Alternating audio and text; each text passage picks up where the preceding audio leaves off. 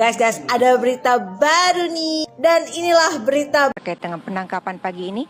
Saya akan langsung menanyakan kepada kuasa hukum, yaitu Refli Harun. Selamat pagi, Pak Refli. Ya, selamat pagi.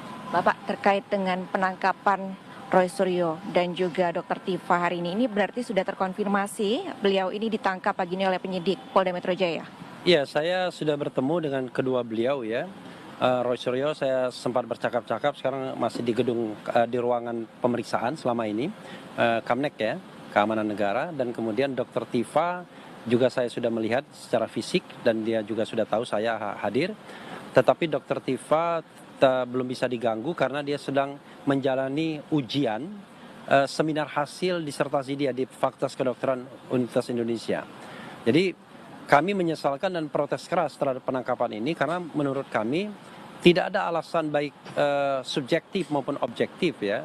Alasan subjektif, kalau objektifnya itu undang-undang yang mengatur secara objektif, subjektif untuk melakukan penangkapan dan penahanan.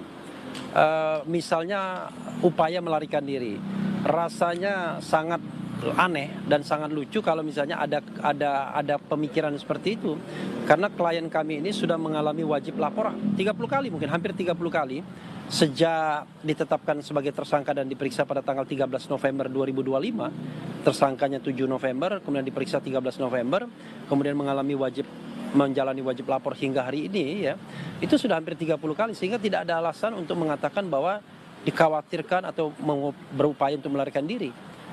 Misalnya juga dikatakan berupaya menghilangkan barang bukti apa ya, kan ini kan soal yang sebenarnya sederhana saja.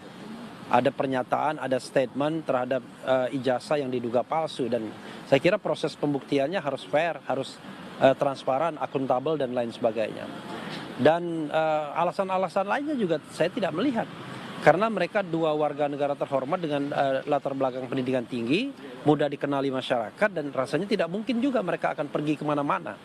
Dan kalau misalnya ini dikaitkan dengan penyerahan tahap kedua, di mana tersangka akan diserahkan kepada pihak jaksa penuntut umum, kejaksaan, maka sesungguhnya kan kita tinggal disurati saja, maka kita akan datang, dan itu sudah menjadi komitmen untuk patuh terhadap proses hukum yang ada. Sehingga penangkapan seperti ini bagi saya not necessary, ini hanya melukai saja dan dalam proses penegakan hukum. Ingat, mereka belum tentu bersalah ya, harus ada presumption of innocence. Jadi menangkap orang yang kemudian tidak ada analisis subjektif untuk melarikan diri, untuk menghilangkan barang bukti dan lain sebagainya, itu rasanya aneh, rasanya sangat tidak layak begitu.